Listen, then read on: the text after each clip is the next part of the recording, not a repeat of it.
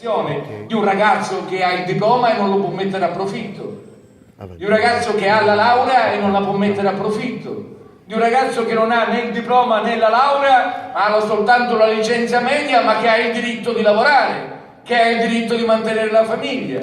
Andiamo in giro per parlare alle imprese, alle grandi, alle medie, ma se mi consentite soprattutto alle piccole imprese, perché il tessuto imprenditoriale siciliano non è un bando, ma è la realtà, è fatto soprattutto da piccole imprese.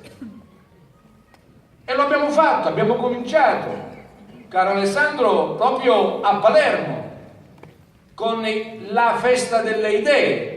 L'avrete seguito attraverso i giornali, attraverso il sito, su Facebook, l'avete sentito, una sala grande quanto questa, forse più di questa, strapiena anche quella, dove ognuno portava una proposta, non cose irrealizzabili, ma cose per le quali serve soltanto la buona volontà. E me lo dice un uomo che ha guidato questa provincia per 10 anni ed io ho trovato la provincia soltanto sulla carta intestata.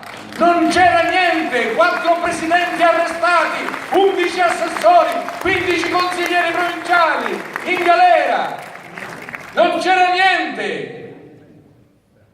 Grazie Beppe, l'abbiamo fatta diventare, tu l'hai ricordato, la prima provincia d'Italia per indice di gradimento, la prima stazione appaltante da Roma in giù.